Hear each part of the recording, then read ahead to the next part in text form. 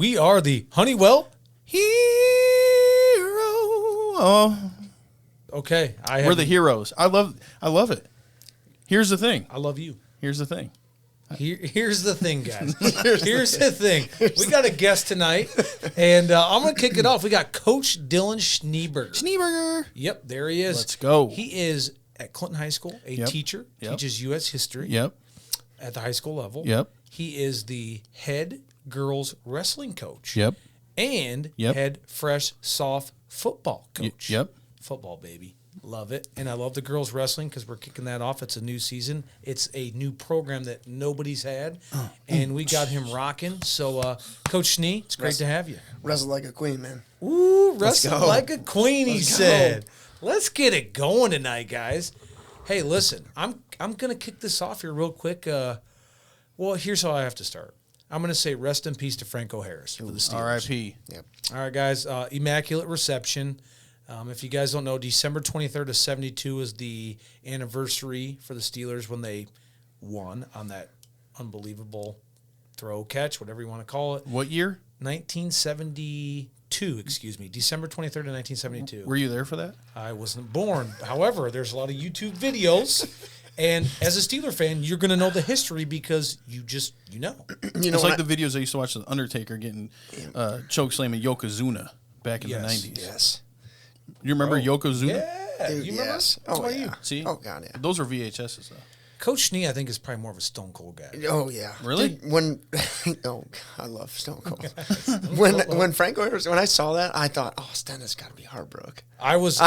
My heart was going out for you. I didn't even want to text you because I was like, he's probably Mourning? I was sad. I got a text. Actually, Tony Stone from the Clinton Police Department sent it to me in Messenger and then posted on my Facebook wall. Wow.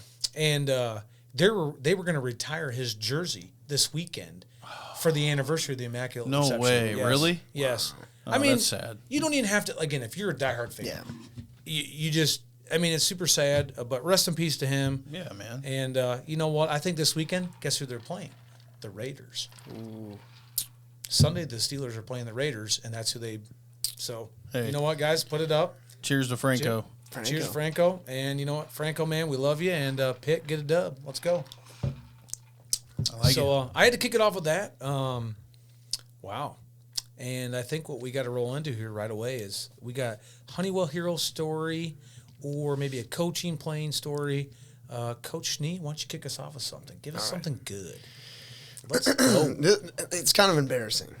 It's but okay. But I figure if I'm going to be on here, I got to give something, I mean, something bro, good. I did the whole last episode without a shirt, so you're good. I love that. Yep, you did. Okay, so we are down in Muscatine. I don't even remember who was pitching, but I was catching, and it was not going well. And their left fielder was like a D1. He went to Texas Christian University. He's a TCU kid. It's not going good. So we go out and have a meeting at the mound, and I'm trying to tell Coach Snowden, like, dude, we gotta make a change, you know. And I had a moment. I was like, dude, skiff. I just wanted the lefty, dude. Bring the lefty. Give me some heat. Give me something that I can call what I want. Tanner comes in. We start getting some momentum back. Next inning, I come out. First pitch, he throws a fastball with some good velocity. It just barely touches that bat, catches me square in the cup. Drops me to my face. Done. I'm not kidding you. I couldn't get up. And it was so bad that the umpire leans over and just pats me on the back. He's like, take your time. Was it one of those thump? It was so bad. Like when I went into the dugout, because I just couldn't come back. And Lakin comes in, he goes, what happened? I'm like, you didn't see that? He's like, I thought that hit the backstop. Yeah, Lakin would say that. What? Thought he hit the backstop? Yeah, I'm like, it didn't anywhere near the backstop. But that was. You poor, and you know what, though? Here's the thing. You're good now, though. I'm good. Was the backstop made of wood? Got him. Let's go, baby. Let's go. It actually is made of wood in Muscatine. Yeah, I think you're probably It right. is there. It is. This all makes sense. Yeah. The story really just did full circle there. Man, I remember that because I do remember Tanner pitching. I do remember you catching that and the way that it came off. And I think if I remember right, somebody was like, "Man, you could hear that." It was, and you immediately hit the ground. It was like, I probably should start wearing a cup, but I never wore a cup, so I don't care. You thought that in that moment? I was like, man, good thing he had a cup because I'm thinking if that was me, I'm probably dead. Well, rest in peace. You would be a little different in that situation. Yeah, okay. All right, man. Anyways, but you want me to get into that? Or I love it. Let's go, baby. Coach Schnee, my man, that's a great way to kick it off. That's why we love having. This is just a great. This is great for me. I mean, I said earlier, I go, dude, the last time I sat with these guys, I caught so many innings for both of you. Whether bullpen, in the game. Yeah. Catchers and pitchers have a really good relationship. And it's pretty cool to sit here with you guys. I spent a lot of time just learning how to juggle, too, in the dugout. He was pretty good. That's where I learned. Well, here's the thing, man. You'd be all right if you didn't get picked off at second base. Yeah. Do you remember this? Listen, let's go. Listen, I'll never forget this because this happened to me, and it's the most embarrassing thing I ever did in baseball. Okay. So I was leading off. I don't remember who we were playing, but I know it was at home. It was at home. It was at the Lumber King Stadium or whatever. So I'm leading off, and I didn't think I was fast, but I clearly was leading off like I thought so in the moment. So I'm oh my God, so embarrassing. So I'm like, leading off, and then all of a sudden, like the catcher pops up and literally throws it down to second, and I tried to slide back feet first. Yeah, and I was out. It wasn't even close. Dude. And I just got up and I'm just shaking my head, and I already know what Snowden was thinking. Yep, Coach, that guy. That's what set him up for the conversation the following year with me in the little shed. Oh, I tell you what, that guy, love him. Wow, man. He didn't even say anything to me when that happened. That's how you know. That's how you know he's like, hey, man. If you ever came back and he didn't say anything, you knew it was like, just go sit down. I do have one more. Go. Just let me do this one because I don't want to forget this one. Yeah. We had a tradition, and it wasn't a good one, but it was like our first couple practices, and you and Espy had this, like, you guys had this relationship. He could just get you to do anything because you weren't going to back down. No, I wasn't. So we were like, hey, man, like, we throw a chaw in or whatever. Yeah. And Espy said something to you, and you're like, well, I'll put a couple in. Yep. So you put a couple pouches in. Yep. Everybody was of age. Yes, everybody was of age. Yes. You go out, we're practicing. It's hot. I mean, it was one of those hot practices. Yes. All of a sudden, I just see Stenda just take a sprint to the one porta potty we have over on Westfield. And I'm like, where's he going? And I'm like, oh, this isn't good. And we were taking infield, and I remember, this is terrible. Snowden turns back to me. He looks at me and he goes, what's wrong with him? And I'm like, oh, man, I have no idea. I couldn't tell you. I have no idea. We didn't just give him, dip to throw it in. Hey, man. Your face was white. Oh. Because I remember, so we were doing a fungo scrimmage. So you would have been like left field. Okay. And Dylan was at catcher and I was in right field. And I remember him saying like, hey, want to try this or whatever? And I was like, I can't remember what I said to him. And then he's like, oh, you won't do it. And I was like, okay, yeah, I will. And I do it. And I'm thinking for the first 20 minutes of the fungo scrimmage, yeah, this is all great. And I thought like I was dead. And I remember going over to the porta potty because it was the same porta potty for the football field, because on West Field. Right. And we come back, and Snowden is talking at the end of practice, and I'm standing up behind everybody. Because remember, we all kneeled down. We would all kneel down like when he's talking. Yeah. And I'm standing there, and I'm like, I'm pale, and I'm thinking, I'm dry heaving. And I'm driving to back, and he's like, what the hell's wrong with you? And I'm like, oh, no, I'm good, man, whatever. Like, and I thought, like, I'm going to throw up here. And he never asked me about it that year. He did later on. Yeah. I do have a better. I'm not going to give that story not till later on, but yeah. And I remember that you and SB, and I think Perrin. Yeah. You guys were all dying laughing at me, but at that time I didn't think it was funny because I thought you were going to be dead. You were dying. Yeah. And man, so that was the first time, guys, legal of age. I was chewing tobacco, and man, I tell you what, don't do it. No. Oh Lordy. No. But I feel like Clausen was mad at you in that. Because everybody was laughing, and he always wanted to be serious. Yeah, he was serious. Come on, guys, Yeah, he would say that like if he got mad. That was the thing with Claus. If he got mad, he would. It was never anything. It was just exactly that. Mm-hmm. Come on, and it was like, all right, well, come on. I think that's the only thing I remember. I think he was mad about it. Yeah. But the thing with Ryan was like he just like, and that was our whole group. That team. We had a different kind of chemistry. Like we just loved being around each other. Chemistry, but not good baseball. We were not a very man. Well, here's the thing. Well, when you can't feel a ground ball, it's second base. Oh my God! I'm putting it out. I don't care. Hey, listen, man. I could do way better. I mean, at second base, if you can't feel a ground ball, like, hey, man, let's. But that's why we were like 4-14. Yeah, man. That's all right. Hey. You know what, though? You ate like 40 chicken nuggets once. Ooh, I was going to get to that. That was the other one I was thinking of. All right, you all know Burlington. We're coming back from Burlington. Is that where it was at? Yeah. That was a terrible bus ride. It was terrible. And I remember at McDonald's, everybody was like, yo, Stenda, it was, and I remember it was 60 chicken nuggets. It was 3 20-piece chicken nuggets. Yeah, but you had like a McChicken, though. A McChicken. You washed it down with a McChicken. Yes. Because I knew that like my mouth was going to hurt from just, so I'm like, and I need something different. And everyone's like, no, you won't. I was like, you don't think I will? Watch me do it. So I order it. And I remember on the bus, remember we rolled with the girls? Because they came down. That was a long bus ride. And I can't remember who I was sitting on the bus. I sat by a girl. And I can't not remember her name. But anyways, I remember sitting there just slamming away. Everyone's like, you won't do it. You can't do it. And I'm powering through it. I get through it. And I remember having the McChicken or a McDouble or whatever it was. And I remember snowing at one point. It's like, holy shit, Stenda, there's no way you're going to be able to do this. I'm like, yeah, actually I am. And I got through it.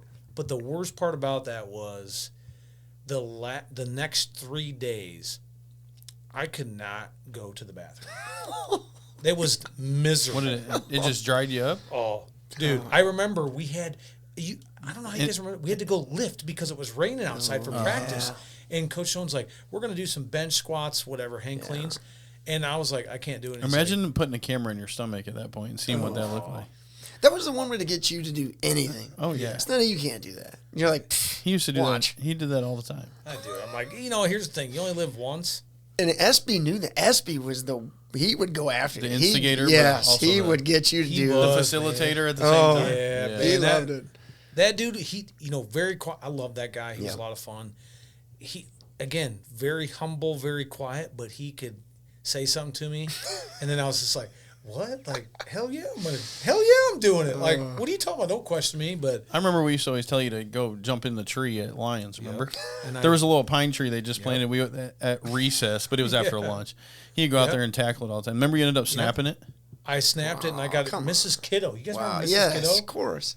Who? You don't remember Mrs. Kiddo? Okay, you remember. I don't. But. She, I did it one day, and she was like, hey, Stenda, that's a 4 o'clock. Because I just ran, and I hit it, and I snapped it, and I was laying there thinking, like, what in the hell is going on here? And she's like, hey, that's a 4 o'clock. What time did we get out of school, man? Because a 4 o'clock was a big deal. 3:15. Was it? Because it was 45 minutes. Oh, okay. Wow. Yep. For the old 4 o'clock. And that tree, I remember always seeing it for years after that. It's probably still snapped. It's probably huge, but there's no point on the top. And it's all because of you. Oh, I miss Lions. You guys got to leave your mark. We'll have to go up there and take a picture with it sometime. Dude. We'll have to do that. Yeah, dude. Man. Dude, I love it. These stories. I wanted to get that big Wildcat off the gym. Yeah. Oh, that'd be cool. Put that in the man cave. Put that right back here. Wow. Yeah. So I was, I'm opening a batting cage or whatever across the street from the store.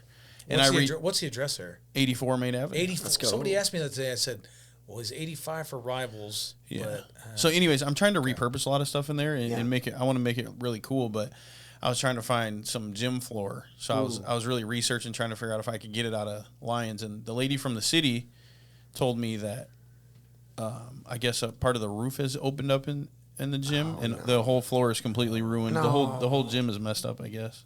That's kind of sad to think about because it was a nice gym, And she told me that. I'm like, I went there. That's so unfortunate to even think about. And then I was also trying to get the floor at the YM, and she said they already sold the floor of the big gym. And then in the small gym, it's so buckled up. It's like 4 feet high at one point, they said. Who'd they sell that to? No idea. I don't know who would ever want that. But. Dude, that sucks. That would make you just think about it. Just like all the time we spent at both of those places. And now it's like a shell of what it used to be. Man, I got the Birdman. Who's the Birdman here? Tanner, you're the Birdman. And I'm calling you out on this. Why am I the Birdman? Your name in middle school, maybe you wouldn't remember.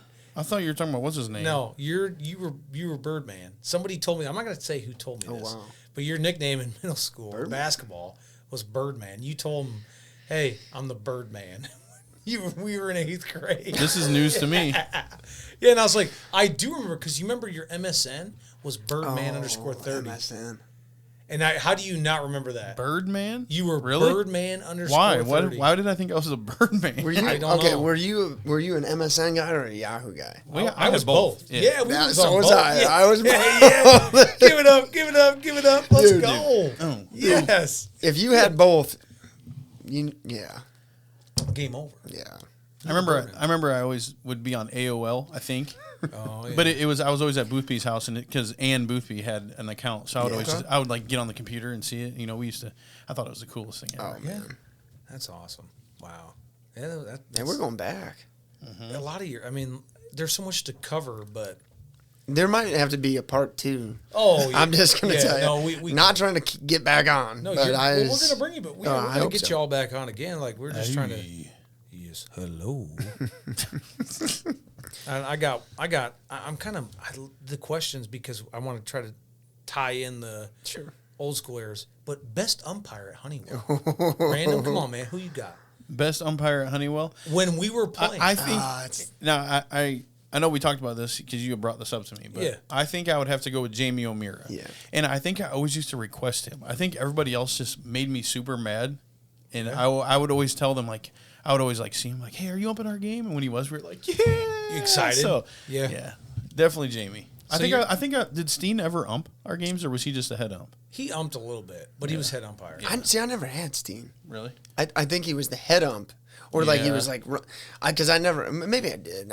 Maybe I don't remember. But yeah, I just remember always wanting Jamie O'Meara to ump. I remember he always have like a bandana on. Yeah, he did. Yeah. He was good. Mm-hmm. So who you take? Okay, so Jamie was one. Ed Wedge. Which do you guys remember Ed? Okay, yeah. Ed was really. Oh, I got another. Yeah, I think Ryan Witt. Did he? Ryan Witt was another good one. I think I liked him. Ryan was really good. Yeah. They had Jamie, Ryan, Ed, Adam Husingfeld. I remember him. He said Scott Madison ump, but I don't remember him umping.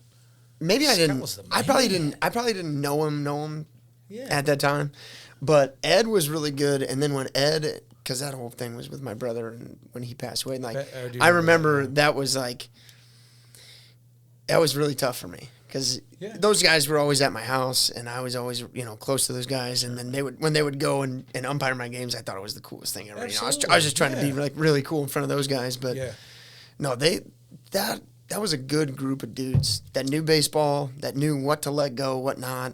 Yep. But no, they always seemed so much bigger than us back then. I mean, they were. Yeah, no kidding. But like it was just, you know how it felt when you were little. You like looked up to them. I just saw Jamie O'Meara. Really? We were playing. I haven't seen him for years. Dude, we were playing in Iowa City at Iowa City Liberty, and I'm running off the field. And it did not go well. And I'm running off, and all of a sudden I look over. I'm like, who is that? Dude looks familiar. He's like, DJ. I'm like, whoa. Right, like, no, so I ran over and gave him a hug, and it was pretty cool. Yeah, is he at Fort Dodge? Coaching at Fort Dodge?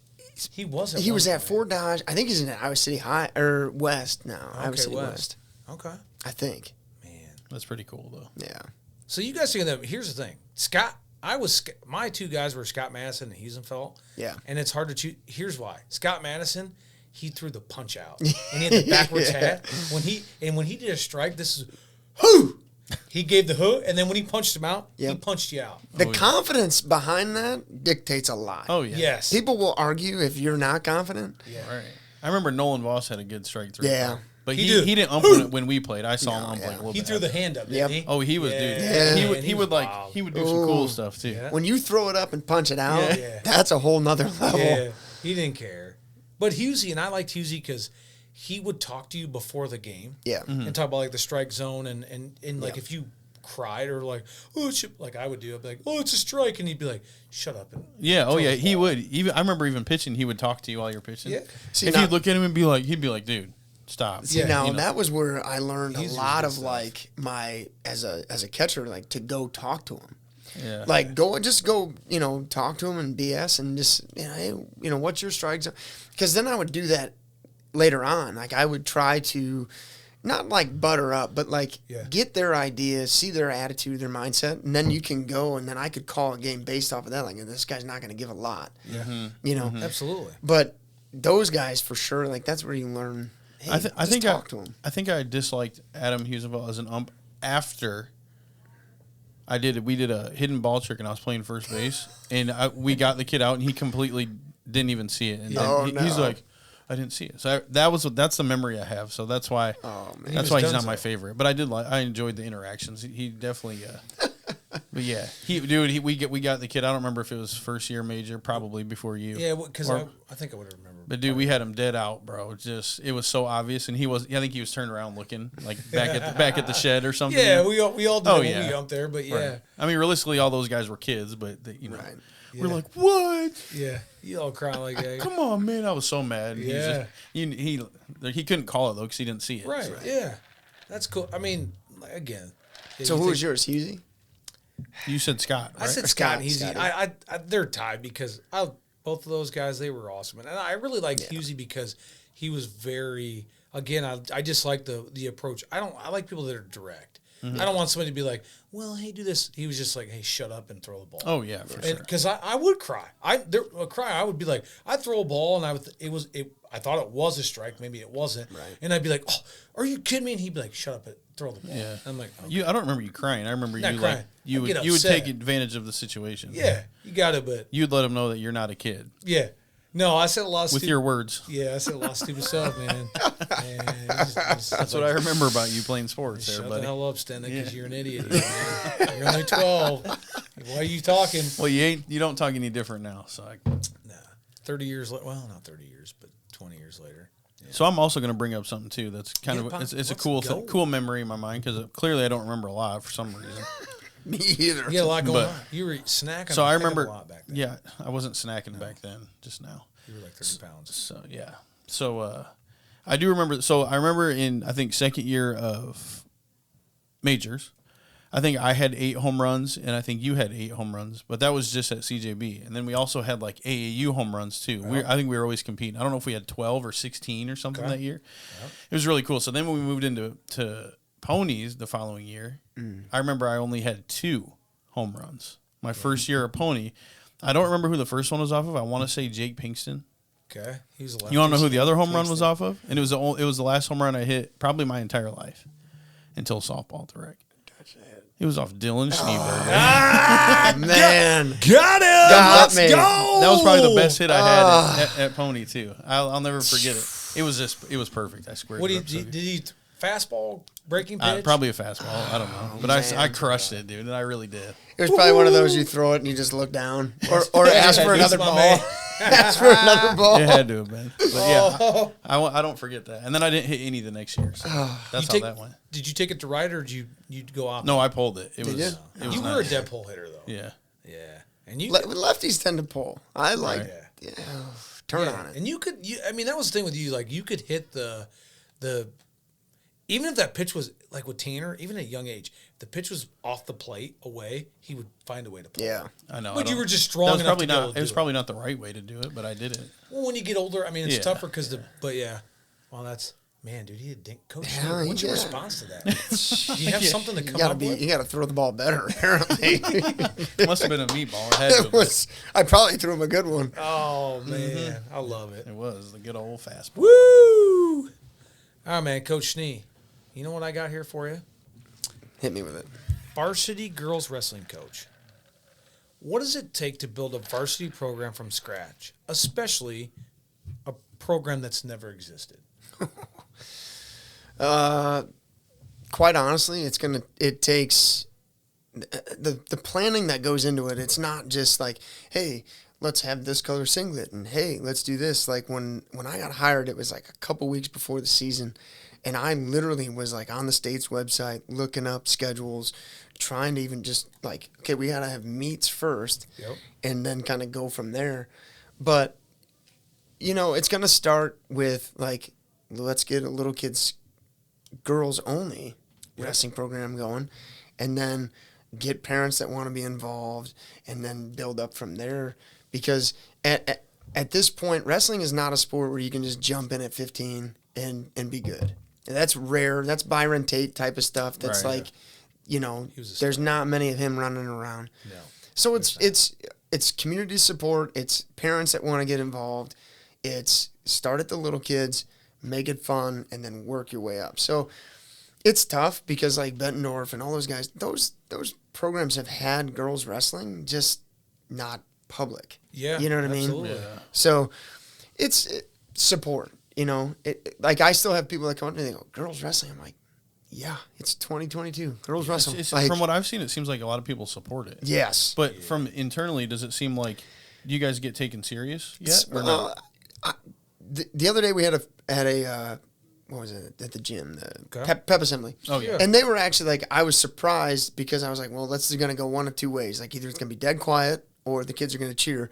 And they did cheer, and at my heart I was like, thank God, because I think they deserve to get cheered. They do. What these girls step out and do, and I try to tell them every day, what you're doing every day, it's not about a win and a loss right now. You're kicking down a door for girls 10 years behind you. Oh yeah, dude. Like you're paving a way. I think it's cool. A lot of the girls, obviously we follow you guys on social media, but I see a lot of the posts. It looks like girls there's a lot of girls that have never even tried the sport before. No. Yeah. And it's cool. And the numbers are pretty good for you guys. Yeah. I think, 23. That's awesome. Dude. 23, we had 5 come from Northeast after a couple weeks after the season started. But I got Miss Teen Iowa, on my team. I have all these different ranges of girls. Right. And what's neat is they're all tough. Yeah. But they have to learn, like, it's not natural for them to be, like, as aggressive. Yeah. So that's kind of the mentality, like, okay, well, just teach them how to be aggressive. It's in everybody. Right. But how you get it out of them. Can you and Spitty bring it out? Right. You guys are the good guys for it, though. I hope so. Yeah. We're trying. You guys are vocal and fun, but also you know what you're talking about. So. Spitty has a really good way, like, it's a yin and a yang type of thing. Like, when it comes to, like, running stuff, ops, like, logistical, that's where I'm really good. Mm-hmm. He's really good about keeping things light. Like I tell everybody, he is the best recruiter I have ever seen. He can go up and down hallways and get kids to come out.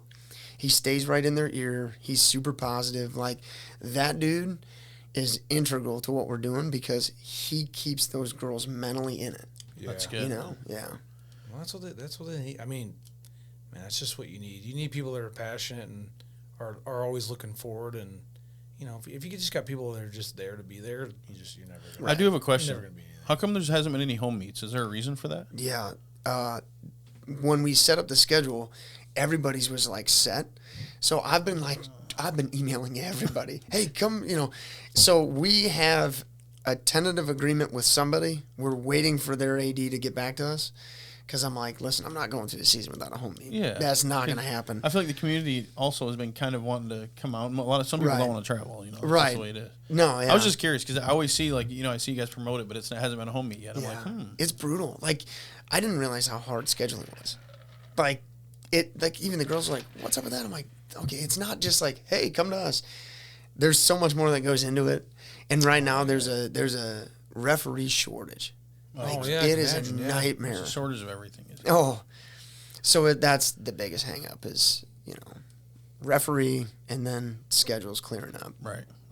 It's hard to get anybody to do any of that stuff, and it's sad because before you had people knocking on the door, and now everyone's like, oh yeah. But I've heard it's a lot of the stuff like to get certified and to like renew stuff is all online. A lot of these older guys don't even want to do it. That's what I've heard. Right. So you said you guys are trying to get a home meet in? We should. January should be it. I don't want to say JP, we got to go, dude. Yeah. Dude, we'll hit it up. Yeah, if you let us know what it is, we'll be there. Let's go. Yeah, man, we gotta work. I'll bring my little pom-poms. Make sure I just wear my suit coat. Hey. Oh. Yes. I don't even Wrestle like a Queen. Let's go. Queen. Let's go. You gotta end it with let's go. Let's go. Let's go. I like it. Dude, that Be a Queen thing, can I tell you how that started? Give it to us. Okay, so I was sitting there one day, and then I started it with softball and stuff, but like I saw a shirt, and it said it was one of the colleges, and it said be something, and it had nothing to do with the school or whatever. But in my mind, I was like, we need something around here that's significant to just the girls, something that's different, And I'm like, okay, marketing, what's going to get people's eye, like whatever. And then I was like, man, Be a Queen just it just rolls off the tongue. But I'm like, but that plays a bigger role too. Like if you're a young girl, hearing Be a Queen, like that's your goal. It should be your goal, is to make it to us and go do something for your high school. So I was like, I'm just going to start it and see what happens. And then it kind of took on its own. And now, I don't want to say a lot of people are saying it, but people are saying it, and it's like, man, that's cool, because I wanted something for just the girls. Yeah. They need to be separate. If it's ever going to work, we got to stay separate, run what we got, Absolutely. That type of thing. But yeah. I think it's cool for them because, obviously girls could always wrestle before, but just the fact that they don't have to wrestle boys and boys don't have to wrestle the girls, it's right. Probably always an awkward thing anyways. Yeah. So it's cool that they it's more of a level competition and playing field and all that. So it should be. I mean, I feel like that's kind of a. Do you think that they're all improving? Oh gosh, yeah. Yeah. Just in the 7 weeks. Yeah. And I have to remind them of that. Like, they're competitors, so they get down. I'm like, dude, you guys didn't even know what a headgear was 7 weeks ago. Right. Yeah. And you're pinning girls, and you're second and first. I'm seeing videos like Sattler uploads a lot of videos and pictures and stuff, and I see him, and it's cool to see just in action. It's cool to see it all. Bill Sattler and Kurt Vath do an awesome job. Those guys show up, and I know Cameron's on the team, but like they show up, and like he takes such great pictures. Oh yeah, he does. Dude's awesome. Yeah. Well, and here's the thing with him. He was a state champion in the 800 meter, I think, open. Yeah. And the guy, you talk about, I think one of his record for this 800 meter is still like in the top of the state. Really? That was like 30 years ago. He was I think from what everybody I remember in high school that talked about him in track, Coach Dennis. I know he had him as a coach. They always talked about him then. That was 15 years ago. Right. Yeah. So I think probably having kids, he knows, like, I know what it's like to be a fierce competitor. Yeah. Like, boom. So that's a parent you want on your side, because they're like, hey, we know what it takes. I feel like he has his own hashtag, Sattlerfast. He does. You got your own hashtag, dude? Yeah. For your family? You made it. Let's challenge him to a race. We'll do it. Yeah, let's not. Not me. You can do it. Hey, I challenged him to some ping pong down at the outdoor park. Yeah. And it was pretty fair, but I think he beat me. Ooh. Did he? Hey, I stole him coffee, so that was like 2 years Pay ago. up, bro. I know. Pay up on your bets. I love it. He was better than I thought. Don't underestimate people. You just can't do it, bro. That's right. I feel you. So tell me, I want to get in this. I know we all kind of talked about it a little bit beforehand, but what are the pros and cons of AAU sports / does it help our athletes in high school programs, or does it divide them? So it's kind of a two-part question. It is. And it's a tough one because you need it. You need club sports. You need AAU. How that all comes together is where I feel like we're getting a little bit lost. Okay. Which I would agree with you. I think it's a healthy balance, because my thing is, and I told you this a couple weeks ago, I have this mindset of like athletic progression. You have to have an easy, start from A, get to Z. What is the end result you're looking for? Not every kid is going to fit a certain mold. Yeah. We don't want to take all our good kids and go play with kids from Bettendorf and PV and stuff because we want to go all over the place. Because guess what? You're going to compete against those kids. Yep. Right. So we want our Clinton kids to stay with as many Clinton kids as possible so we can develop and grow together. If your kid is advanced, great. But guess what? You still got to learn to play with other people because you're not – But that's a life lesson too. Yeah, of course it is. Yeah. So I think we just need to have – parents with the mindset of like, hey, we want to put a team together, go to the coach, go to the head coach. What do you want us to do? What are some things that we can do?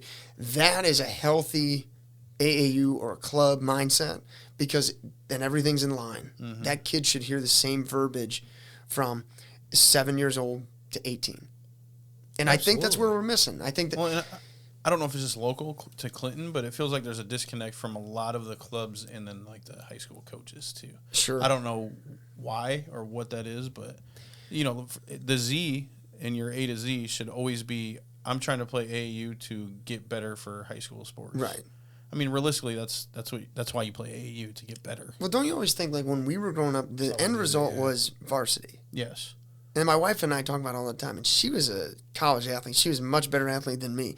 But she said her parents would constantly tell her, your end result is varsity softball. Yeah. Yep. Not winning the state championship down in Davenport. Varsity softball. And so, like, that's where my mind always goes, is like, how do we just get kids to, like, think, like, hey, that's cool, that's fun, have fun. But the end result is, do we make it to the state tournament? Did we win a state title? Because if we didn't, something went wrong. Yeah. You know what I mean? Like, that's the end result. Right. Yeah. I agree. I mean, I think wholeheartedly, which I'll say, because I could care less what anybody else thinks, is, and I'll say it, these coaches that coach AAU, I'm sure there are some great coaches. Now, I don't know a lot of them here in class. I don't know any of them. But you know Kevin Hart, but that's probably about it. Kevin Hart. And Kevin, he's a great guy. Yeah, and Kevin, he's a good person to lead. He's a guy you want. But anyways, go ahead. Yeah. Nonetheless, overall, and I've coached, the last time I coached was 4 years ago, and I was coaching middle school basketball, where I'm working at now. But they're the disconnect between them and they want to run their own program. Yeah. And their own program is the two kids or girls or boys or whoever, we're going to do this, and hey, we're just really good. None of those kids ever develop, and they're paying money to play on the team. And then when they get to high school, these kids that paid all this money and never played, they only developed 2 people, they get there and they're like, well, I play AAU for 3 years. Right. And you're still, guess what? You never developed. And you're not. Who's that on? It's on the coach. It's like Erickson Center League football. Yep. Guess what? If you want to run the wing tee offense on football, which they haven't ran for 30 years because you give Johnny the end-around sweep, sure, you're going to win. But not when you get to high school. And you're not going to. So how do you, the disconnect part, what you guys are all saying is, how do we get them to come together and say, listen, how about this? You guys, these are the drills and the fundamentals we want you teaching them, so when they get to us, they're ready. They know it. They've mastered it, and let's go. I also think that a lot of these AAU coaches think they know more than the high school coaches. But that's also, I don't know. There's a fine line with that, because I think when the high school programs aren't doing as good as the community expects them to do, the AAU coaches think, well, I can do it better. That's why I'm going to put together this dream team. You know, and then go be the high school coach. That's my point. Like, so if we're complaining and we're trying to do things to outdo the high school, what is after this? You know what I mean? What's after AAU? Then what are we doing?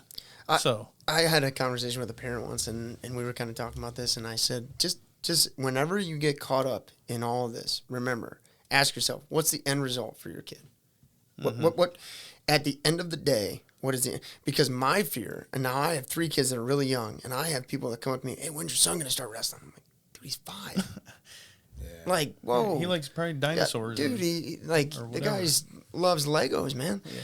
But, like, we need to just slow down, get back to, like, fundamentals, make it fun, make it to where the kid loves the sport. They have to have a connection of, like, ooh, their memory should be attached to the sport with a positive. Mm-hmm. When I hear kids go, oh, I hate the sport now. Why? Because I'm just tired of it. That means they burned out way too soon. Yeah. I'll never forget, my cousin told me, he's like, there was a study done that you get 10 years of quality competition out of a kid. Yep. 10 years. So if you start them at 16, that's it. They're over. Yeah. I'm like, ooh, good grief. So I'm one of those guys that, like, hey, slow play it, get them to love it. Yeah. You know, you don't want to be 45 and your kid hates your guts because you forced them to go to 25 tournaments a year or made them play 1,000 innings, you know. Yeah, and you were throwing basketballs at their head at practice and screaming at them. And my stepson plays on River City Crush with Kevin Hart, and I was at a tournament, I don't know if it was last year or the year before, but they played down at the Hitman Complex in Rock Island. And I remember there was a team, I don't know if it was a field over or whatever, there was like 7U, and the coaches were literally like screaming at these kids, like so mad. And I'm just sitting here, I'm like, dude, like, they're just kids, man. You know, like, I think parents get lost in the sauce, man. And you have to remember, at the end of the day, your kid just wants to be a kid. And you're, for one, probably the coach who has their kid on the team is probably their hero at some point. Yeah. And it's like, if you're continuously doing that, that's all they know as a sport. So I was out at Honeywell, and I was standing there watching my nephew play, and I'm standing there with my wife, my kid's running around. Pop fly, kid at second base, just boots it, just drops it. His mom was sitting in front of us, and she's like screaming at him, "You dropped the ball!" And I'm thinking, and I turned to my wife, and I said, "Do you think he wanted to drop the ball? Right. You think he I'm gonna?" And I was like so close to saying something, because as an athlete, dropping the ball was already enough. You don't need to say anything. Like, that kid's already, he knows. But that right there is like, okay, let's fix that. Yeah. Instead of, hey, tell your kid, it's all right, pick that ball up, try to get him out of first. Yeah. Don't quit playing. But instead, we go after the mistake, and it's like, okay, now there's another negative to the kid. Now we got to be careful of the negatives, because that's why kids quit. That's why kids don't want to play. Some kids just want to play sports. Yeah. Because they enjoy to play sports. Not everybody has the same And there's goal. nothing wrong with that. Right, exactly. And I think, their focus to coaching at that younger level is, and I get it, wanting to have fun, but you have to, when you're coaching these kids, is training them to have an IQ of the game. Right. Okay, so think about yesterday. Me and Tanner were playing basketball at his brother-in-law's. Yeah, right? Who won Pig, by the way? You beat me, but twice. But here's the thing. Yeah, nonetheless, he's playing some. He hit some J's. Okay. We played some 2-on-2.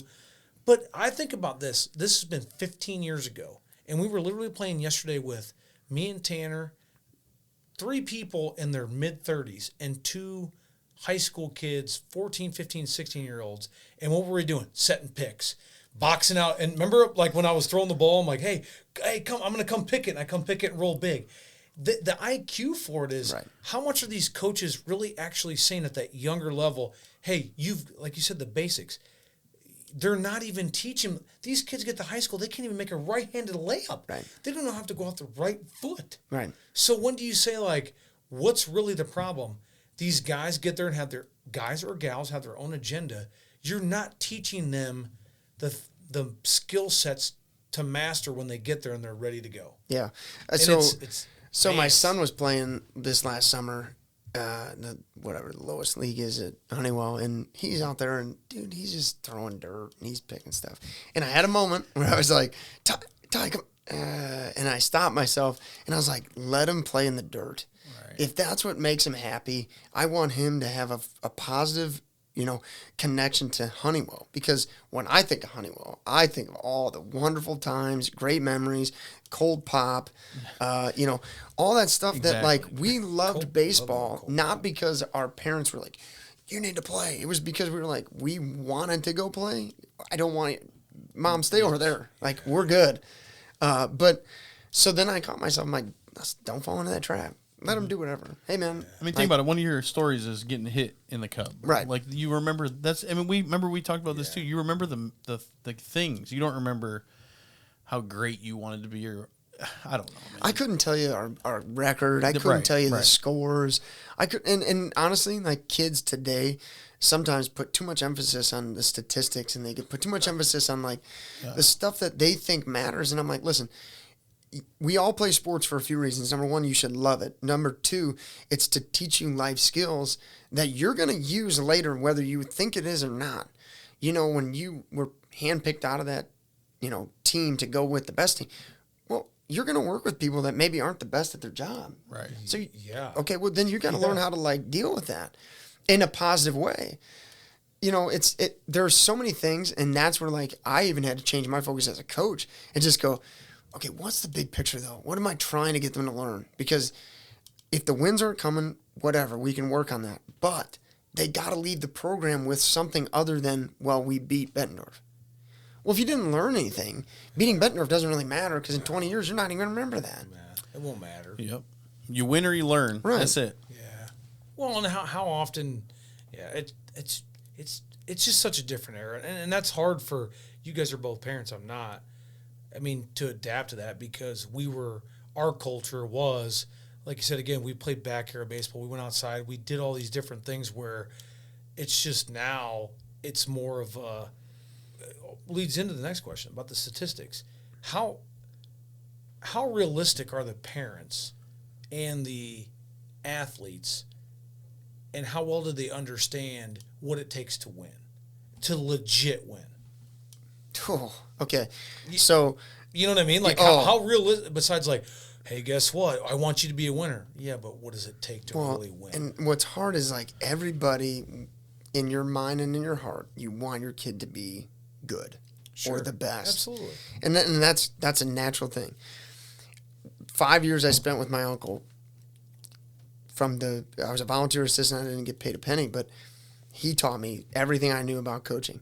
I never knew how hard it was to win. I didn't have the slightest clue. Now as a head coach and as a head coach of a fresh soft football team, it's extremely hard to win. So many things have to go right. It's got to be a good day. The kid's got to be in the right mood. You know, there's all these different elements that goes into it that, like, when parents, sometimes they just need to be led and, like, how do you want to help? Just support us. Yeah. Just support us, because you know what? These kids are grinding every day. We're grinding every day. It's not like we go out there and want to lose. No. You know, have perspective. You know, the hardest thing is try to tell a parent, just take a step back. Just be parents. Yeah. It's okay. Like, I know you don't want to let go, but that parent, kid, and then coach relationship has to be streamlined. If the kid goes home and hears the parent talk trash about the coach, it's hurting the team. Yeah. Right. Yeah. You know, when we went home, it was like, it didn't matter what the coach said. It was like, well, what'd they say? Well, then that's what you need to do. Mm-hmm. And it was like, you weren't going to come home and talk trash about the coach because my parents just weren't going to listen to it. Right. They were like, or you didn't. Here's the thing. If a coach said something to you in practice, when the hell did you go home and tell your parents about it? Right. But they do. That's the out now. Hey, guess what? Coach said this. You think this is going to buy you a way to play? You know what I mean? Like now, I'm saying this era. Coach said this, and then the parents calling you or wants a meeting with the athlete. I couldn't even imagine. I cannot. How do you deal with that? Because in our era, it was like you just did it. You learned from it, moved on. Now they're like, they'll use any fuel they can to be like, I'm going to use against the coach for why I'm not playing. And that's why, guess what? You don't win. When you don't win. I spend a lot of time trying to, whether it's girls or boys, talking to them about, listen, it comes in here. You can control what you can control. Yep. You would be amazed at how much you actually have control. Because, you know what? I feel bad for them. They don't feel like they have control. They really don't. You know, and I tell them, like, listen, you can control your attitude. You can control your grades, what you say, what you do, who you hang out with. That's a lot of stuff. And that stuff dictates whether you win or you lose. And so, like, getting them to kind of just, like, listen, winning and losing isn't life or death. I wish I would have known that when I was 16. I wish somebody would have told me, dude, it's okay. It's all right. Right. Because in your mind, you think the whole town is watching. They're not watching. No. You know, I told the girls before their first meet, just so you know, all these people in this gym know wrestling. They're not watching you. They're watching their kid. Mm-hmm. And if you get pinned, they're not going to laugh or feel, because they're going to feel for you. They know what that's like. Their kid was in that same position. Mm-hmm. So don't be embarrassed. You know, that's just part of it. So it's tough because today everything that those kids deal with is online. It's snapped. It's out there, and that honestly that makes them not want to do things, mm-hmm. which is the hardest thing to deal with. Right. They would rather not compete because I don't want to go viral. I don't want to be on Snapchat. I don't want to be. Mm-hmm. And I'm like, right. Oh man, that's too bad. That's too bad. It's tough. Again, I've been in that spot, but at the same time, I feel for you guys. I feel for you guys. I feel for both of you guys as parents having kids, coming in through the programs and school, because it's so tough. And how do you again, like the accountability part? I think that's a big part as a parent, where you're like, hey man, you just need to man up or woman up and do whatever. Yeah. Because again, if you can make excuses for anybody that you want, for anybody, but at the end of the day, when you're talking about, you guys were both saying, you're preparing them for life, right? Because 99% of us, them now or us then, are not moving on. What are you going to do when you go to apply for a job and they interview you and they're like, oh, well, sorry, we didn't hire you? You going to go back to your mom and dad and be like, call up the guy? No, that's I what know. it is. I know. Right. That's all. If you think about it as a parent, that's it. I mean, that's really what it comes down to. You're preparing them for life. So well, and that's, again, like I try to tell them, sports also dictates everything that you're going to experience post high school. And the majority of you aren't going to go play college sports, and that's fine. I don't know where that became a thing. Like everybody has to go play. No. It's not. That, yeah. And guess what? If you do, great. If you don't, guess what? That's fine too. Yeah. But like, don't think that you're any less because maybe you didn't or whatever. Because the goal is to learn all these different life skills you're going to use. So if you don't go out for all these different sports, you're going to miss out. Mm-hmm. I agree, 100% agree. Yeah, it's about teaching them, lifelong lessons and when they get in the real world. But here's what I gotta say is, what do you got for this day in history, Random Tanner? RT. I got some good stuff. I mixed it up a little bit this episode, Ooh. so I'm not doing all sports. We're gonna do some music stuff too. Ooh. So never made it as it was, man. Wow. Couldn't cut it as a poor man. Yeah, let's get it poppin', my man. Let's go. Yeah, so we can talk about it on this day, December 27th. Woo. Okay. So we got some cool facts, man. So in 1964, the Cleveland Browns shut out the Baltimore Colts. So I don't know if the Baltimore Colts turned into the Ravens was it snow. It was totally cold day then. I've seen this. Were you at that one Keep too? Going. I was not. Cleveland Browns on December 27th, 1964, the Browns shut out the Baltimore Colts to win their final and most recent NFL championship. Wow. Can you imagine? Wow. That's their most recent championship. The Browns? Yeah. 1964. Trash. How many quarterbacks since then? 700,000. Who's their better? Baker Mayfield, and he's like, what, 7 string now? Don't tell Lake that. Lake's a big Baker. Oh, man. Yeah. Hey, he did his thing. Was it last week or week before or whatever? Yeah. Anyways, okay, so we're moving on. December 27th, 1985. This is a cool one. The Crush Groove Christmas Party becomes the first rap show held at Madison Square Garden ever. It was a tie-in with the movie Crush Groove. The concert featured performances by LL Cool J, Run DMC, Houdini, and other acts who appeared in the film. The event makes headlines. This is not positive. The event makes headlines for the violence that follows, as 14 people are arrested for various crimes. So. Well, they were probably all I'm sure crimes. that was a really good first concert, guys. Good job. You in on those arrests? Were you there cuffing them up? I was undercover, man. I just at buzzed right in with the crowd. -3 years old. Let's go. Well, Let's go, baby. Let's go. All right, so here we go. 1991, December 27th, Tim Hardaway set an NBA record for the most field goals attempted without a make. Tim Hardaway? Terrible record to have, yes. He went 0 for 17. Hardaway finished the game with 2 points on 2 free throws, 3 rebounds, 13 assists, 2 steals, and 1 block. So despite the off performance, it says from the field, Hardaway's assist helped the Warriors to a 106-102 overtime win over the Timberwolves. So all this really is saying is, yes, 0 for 17 is crazy and it's horrible, but there's a lot of other things you can do in sports besides being the star of the game or of the season or of the team. There's plenty of roles that you can play. Right. And a lot of these kids need to understand that nowadays, too. Because there is, you can be the defense guy. It's okay, But you know what, like, really quick, like, I thought of that the other day. Was like, listen, your role is extremely important whether you're on the field or off. Yes. Yeah. Like, I'm sorry, like, my junior year, I tell the kids all the time, I sat the whole year. Yeah. I was because we were loaded on the senior group. But, like, I learned really quick, like, if you're positive and you're in that dugout and you're like, come on, let's go, that's just as important as if you're out there. And it's a marathon. It is. It's not all about in the moment. So, but yeah, I kind of like this one because 0 for 17 and you still have 13 assists. That means you kept it rolling. Yeah. He was number 10 too. Despite he was a good player. How do you know he's number 10? For the goal, Tim Hardaway played for the Miami Heat too as well, number 10, and he was Golden State. He was good. You're like Jeremy O'Donnell over there. That's right. Let's go. Is that Penny Hardaway? Penny was number 1. Oh, darn it. Mm-hmm. Okay. I don't know anything about basketball. December 27th, 1999. Sean Diddy Combs. And then girlfriend Jennifer Lopez, aka J-Lo. Oh, wow. They were arrested for criminal possession of a weapon after their SUV was stopped in New York shortly after a nightclub shooting. The charge against Lopez was dropped within an hour. Interesting. It's real interesting when you see these things, especially with hip hop, that the only stuff that shows up is negative stuff. Because even this first rap show at Madison Square Garden, they still had to end it with the violent stuff. That's crazy, the reputation that holds, but whatever.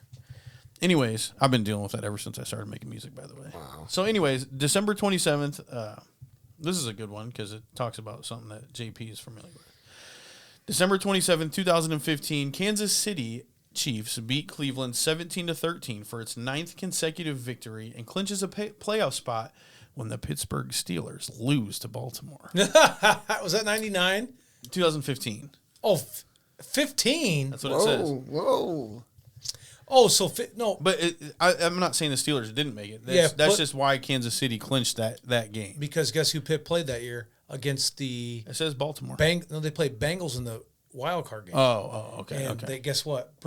Fontes Burfict, whatever. I hated that guy. He's a dirty player. Yeah, so Pitt moved on from there. So it says the Chiefs and the 1986 Jets are the only NFL teams with a 9-game win streak and a 5-game losing streak in the same season. So that's interesting. Wow. Yeah, that's a weird stat. Has the offensive coordinator got back to you at all? Who, Matt Canada? Yeah, Canada. I don't know if we've had one episode where we didn't bring his name up. We need to get him on here. Real quick. I'm gonna shock the fans. Matt Canada last week against the Panthers. He impressed you? He called the best game I've ever seen him call as an offensive coordinator. However, I will tell you this. I still dislike him wholeheartedly. I do not want him to be the offensive coordinator, but Kenny Pickett, here's what they did. Not Pickett, Trubisky. I'm thinking Pickett because he should be the starter. Pickett, why am I thinking Pickett? Trubisky, even though I cannot stand You just told me earlier something about Trubisky. I know I like him, but I don't. And I like Pickett because they wasted they took the pick. But I'll tell you that they could run the ball defensively. They stopped the run. I'll tell you what's scary about them, what I figured out. Against a good team that can run the ball, they cannot stop them. And anybody that can throw the ball against them, man coverage zone, they have nobody that can cover man-to-man coverage. So I think where their real problem lies is their defense is so overrated and overpaid. Yeah, that's just where it's at. And, hats off to Canada. He called a good game. He called a good game the week before. I think I'm going to tweet him and let him know you said that. Canada, I don't like him, man. And if you still want to show up here at the house, we're squaring up. Are we leaving him out? Nothing to do with it. Are we leaving him out in the snow? I'll leave him out in the snow. He'll be out there for days on end. All right, I got a question for both of you, and then I know you got a question for both of us. So I'm going to ask first. Okay. Let's say both of you guys, you're a receiver in the NFL. Who would you rather have as your quarterback? Schnee, I'm going to ask you first. Jalen Hurts or Patrick Mahomes? And that's like today. Woo-hoo! Okay. I'm going to go Mahomes because I think that dude, he can get the ball out any which way. So if I run a horrible route, that dude can still get it to me. Big facts. Yeah. JP. I'm going with Hurts. Hurts? And I'm talking about like today. You know what I mean? Today, I like it. He can run the RPO. I know he's hurt right now, but let's pretend Hurts is not hurt. Runs the RPO better than anybody in the NFL, and I think he does have a cannon. And I'll take him over. I think Mahomes, they're figuring him out. Yeah. I think they really are. They're starting to figure him out. I'll tell you this right now. Mahomes will win one more Super Bowl at most. One more and done more? One more and he's done. Okay, back to Schnee. Tom Brady or Josh Allen today? Woo-hoo! Josh Allen. JP. Who? Tom Brady who? Or Josh Allen today? Tom Brady! What are you guys? Wow. Are you serious? Yeah. Today. Oh my! What are you guys? Are Going you guys with the real? goat? I would pick Josh Allen today. Oh, I'm going with that dude's a guys. beast. These guys we're cutting it. They're going to take Josh. He never won a Super Bowl. That's all right. I'm talking about today. I'm taking Brady today. Until he's done and he's retired and he says he's in a nursing home. I'm not taking anybody else. TB12. Oh, man. Jesus. My lordy. That's all right. Hey, that's all right. Speaking of all these celebs, we just got some autographed mystery boxes at Rival Sports, so I got to plug the store, man. If you guys come in, you can get an autographed jersey. You don't know who it is, but we got, I think we sold out of all the football in literally half hour today. But we got baseball bats, baseball jerseys, basketball jerseys. There's been some good stuff, man. We have, I think, a Meta World piece got pulled, Devontae Adams, Amari Cooper. Yeah, that was one. Maury Cooper. Now, do they know? Like, is it Jonathan like Abram basketball? But Yeah. Oh, okay. Yeah, so you can come in, but we also have ones that you don't know. Ooh. So it's just you get what you get, you know. So I love it. So that's cool. And then also, like we kind of previously discussed, across the street, I'm opening up a batting cage, but it's not really just a batting cage because there'll be you'll be able to use it for soccer, volleyball, basketball, softball, baseball, pretty much whatever you want. So I think it's gonna be pretty cool. It'll be a thing that hopefully the community utilizes, and I'm excited for it. So hopefully everybody else is too. So I had to plug myself real quick. Love it. Oh, also I have a new song done, and I also have some really big shows coming up in 2023 that I'm very excited about. So. But we can't get into those until you can put it out there. Correct, because these shows are huge. I'm telling you, like probably the biggest shows I've ever did, and nobody And I knows already know about who it. both of them are. Let's and go. the guy. Can who I know told me, off camera? Yeah, you I'll can know tell off Okay. camera, but today when he told me the second one, I was like, "What?" And he's like, "Bro, you'll know who he is." And then I'm like, "Oh yeah." I played the it, first guy though. Guess what? You know I'm gonna be rocking there. Oh, let's go. I'm gonna be rocking, and Let's go. who knows what's gonna happen? You might even be twerking, bro. I'm gonna do whatever they want me to do. I'm doing it. No, Let's but go. I'm excited, man, because I haven't really did any music stuff this whole year. So this next year, we're hitting the you know what to the wall, baby. To the window, to the wall. Oh, wow. To the sweat drops down these, you know what. Anyways, so So, all right, listen, guys. Here's what I got going here. Start bench cut for both of you guys. Okay. I'm not a part of it because I already know who I'm picking. what sport are we picking this time? Basketball, NBA. Okay. He said he doesn't know a lot about basketball, but that's all right. That's all right. Schnee? I'll still cut somebody. Schnee, you know why? Because this is going to be our era. Oh, man. Let's go. Yeah, I'll you cut know. Random somebody. team, You know let's this. go. I'll cut somebody. Start bench cut. We're going to go with big guys, centers. I'm already knowing what I'm picking. Shaq, Tim Duncan, Hakeem Olajuwon. Start bench cut. Go. Random. Me, Shaq start, bench. Wait, who is it? Shaq. Okay, Shaq, Tim Duncan, Hakeem Olajuwon. Tim Duncan's bench, Hakeem cut. Woo-hoo! That legit was going to be my answer. I'm a Shaq guy. Me too, all Yeah. day long. Dude. Shaq's the best Nobody center better. ever, in my opinion. Nobody better. Nope. So These centers nowadays aren't real true centers. that And that's okay. it is. It's the hardest thing about. I mean, like, Jokic just literally had like a 40, 25, 10 game. So, like, over 40 points, 27 rebounds he had, and, like, crazy, bro. But, I mean, these centers are dribbling the ball at the court now. Right. You know, it's crazy how it's transitioned. My cousin met Shaq. Really? Oh, yeah. That'd be so cool. Yeah. Really? Yeah. Make-A-Wish thing. He's got, oh, dude, it's That's cool. pretty sweet. Yeah. Dude, meeting that guy, wow. He's got to be one of the coolest guys ever. Oh, yeah. Yeah, and he's like he is a reserve cop. Yeah. Yeah, He does everything. He does. Oh, I saw that video where he, showed up and played basketball with the kids. Yeah. That's a Stenda move right there. Oh, yeah. But see, he showed up and he was cool about it. Where I would go to the park and the kids were like, "Hey, you want to play?" And I'm like, "Yeah," and I shoot a couple of shots, And then you're playing for real? and then they say stuff, and I'm like, "You guys know Michael Jordan?" I'm like, "No." I'm like, "All right, I'm gonna give you the ball in the post. I'm gonna post you up, dog." Like some of these You're kids about to find out I get today. I'm like, "Hey," I always say to them, "I go, you guys want a history lesson?" Or like, "Yeah." I'm like, "All right, well, you're gonna find out who Michael Jordan really is. Wow. Somebody you up, down, dog. Let's go." He pulls out the Jordan 11s Yeah. and laces them up. Hey, let's go, man. Come on, man. All right. What are we doing? You got another one, or was that your only one? No, I wanted to see what you guys thought about that, but you guys you know what? I'm gonna start over. We're here. full of pounds, Boom. dude. Pounds tonight, because you know what, Coach Schnee, you took Shaq, and that's all I wanted you to take. Shack attack. All right, can I? Get Okay, get check in this here, out. man. Check Come this on. out. So when you guys were talking, I can't remember what episode you guys were talking about the steroid era. Yes. Yeah? Okay. So what I'm gonna have you do, I'm gonna have you. I got some cards here. You're gonna look through the cards. Okay. You're not gonna say anything, and then you're gonna hand them over to me, and I'm gonna hand it to Stenda. You can go first, Tanner. Okay. And we're just gonna make some assumptions, or just you're gonna see if you can tell a pattern. Okay. I had to dig these out of the box, dude. My man, I got to give you pounds, man. Dude. So what are we doing? What's I just want you to look at them, the names, who they are, and then just Oh, boy. see if you can catch a theme I have in there. Dude, there's some good ones in there.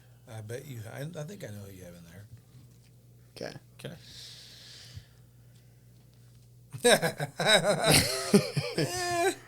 It's a random. It's a range of Hmm? But Okay. Mm-hmm.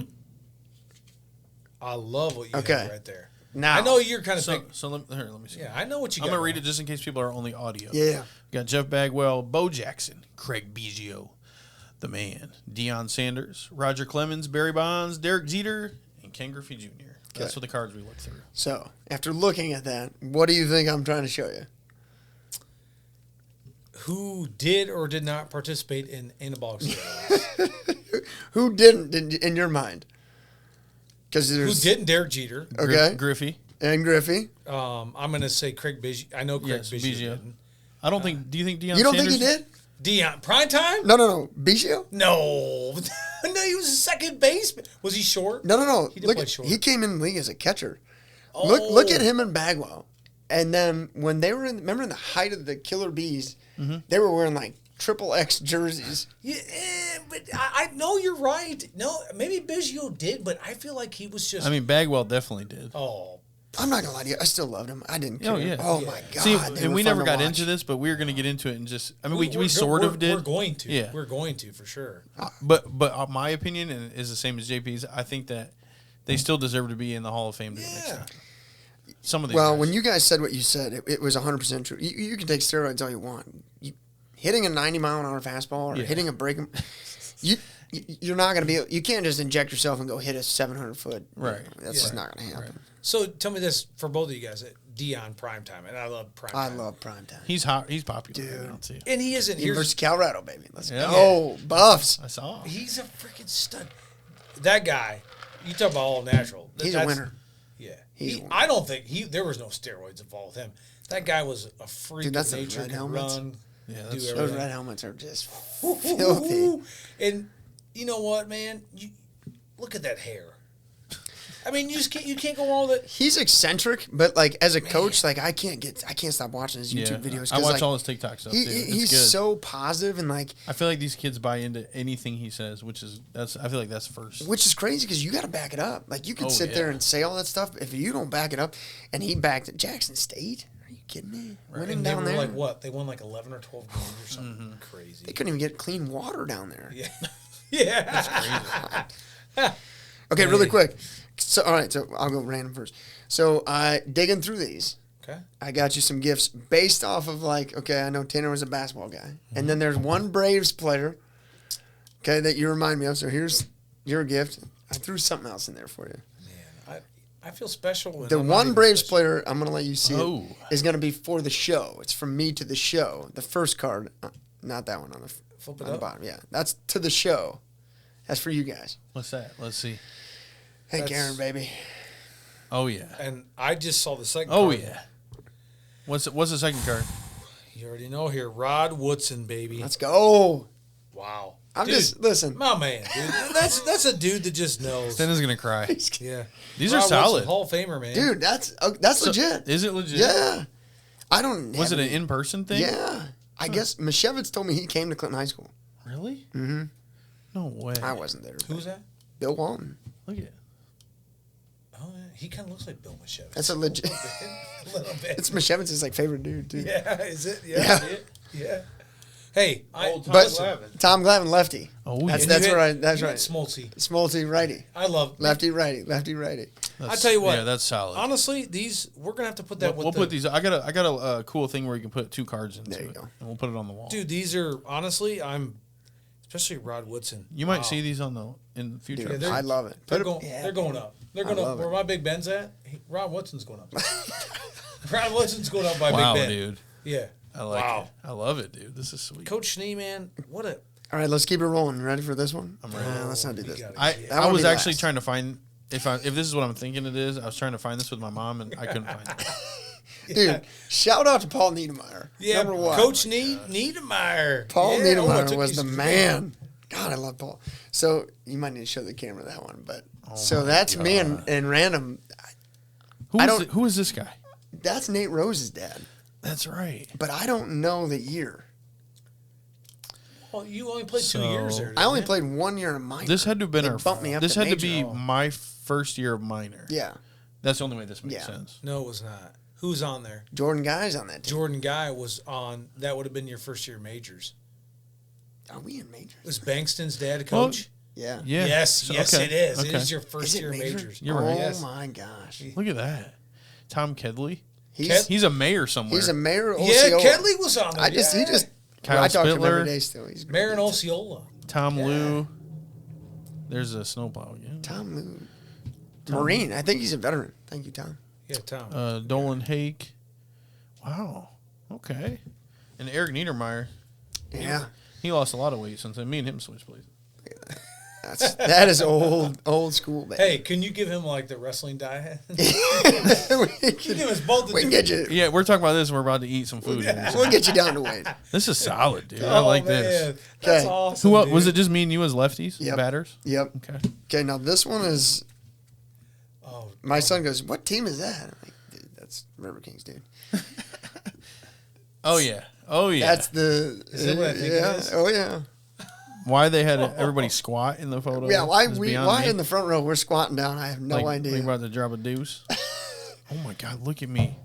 That doesn't even look like. Look me. at that goatee. Hold on. Yeah. Why did I do that? I had one show little. the fans. So You did it a little. Yeah. I thought I was like some Harley rider.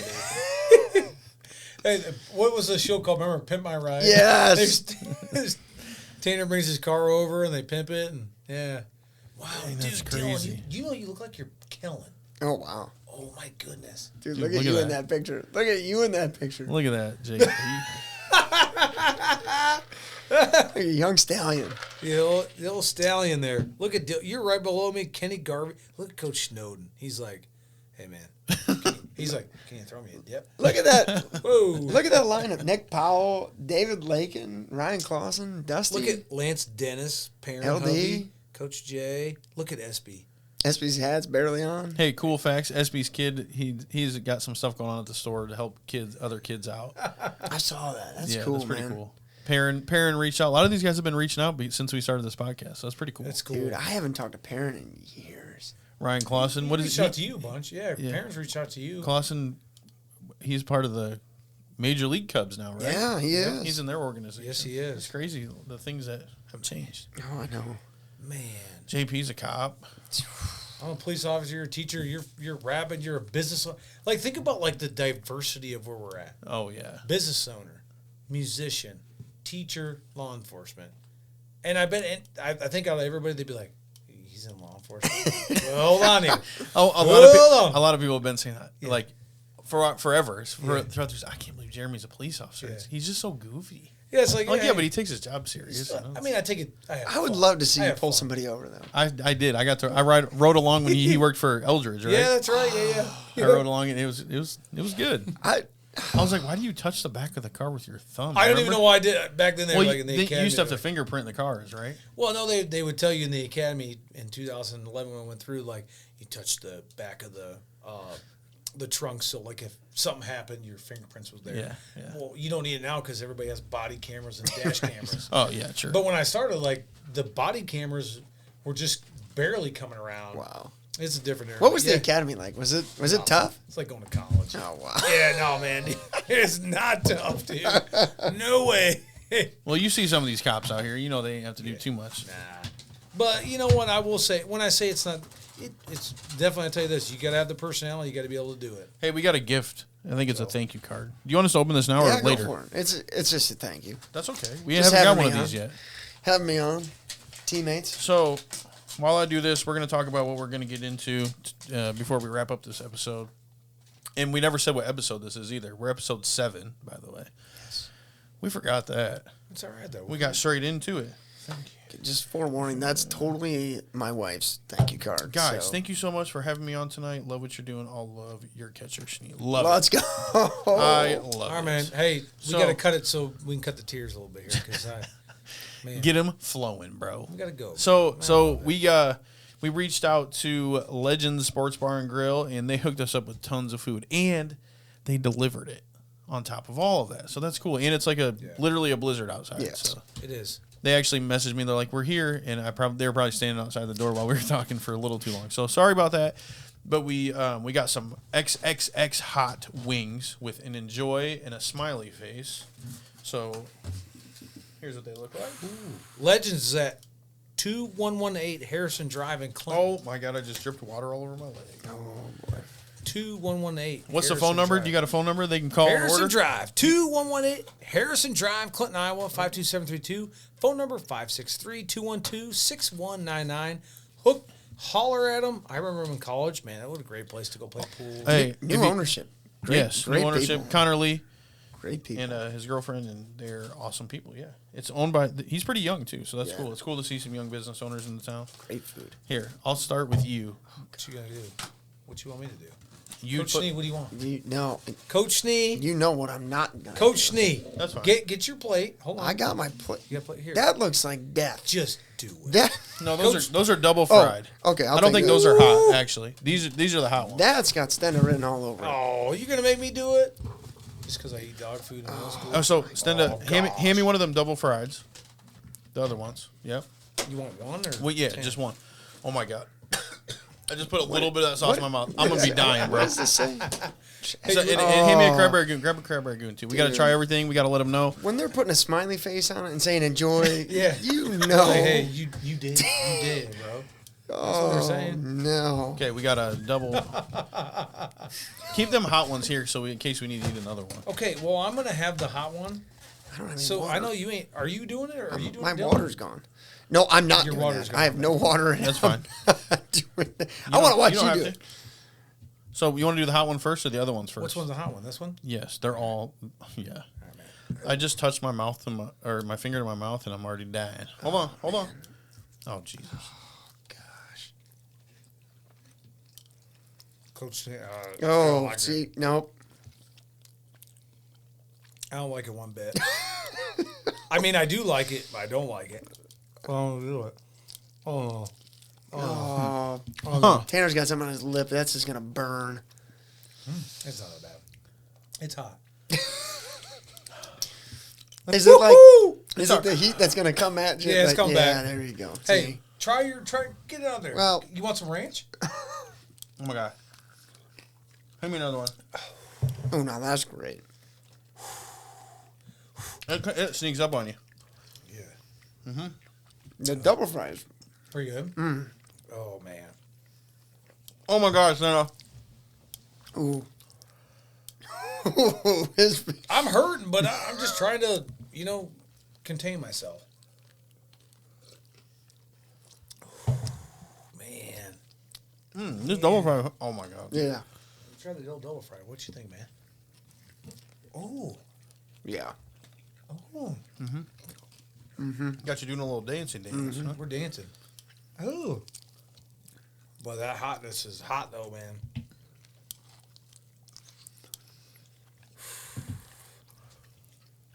You know what though? It's not bad. I'll show you on that. Like, how hot, though? Because in my mind, I'm going, I would be dying right So you now. want I think to you'd be all right. No.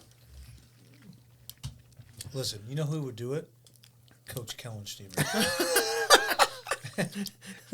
Hey, we know we getting him on here, right? You got to. I already messaged him. And he's like, you know what he said to me? Yeah, I'd love to do it. I just don't know what people, I don't know how excited they'd be to like talk about cross country or whatever. I'm like, they all, Yeah, they would. yeah, everybody wants to talk about every sport, man. So you better get him on here. I'll get him on. So if he doesn't, I'm gonna hunt him down. That's your new thing, hunting people down. Yeah. I'll hunt him down, man. I don't care.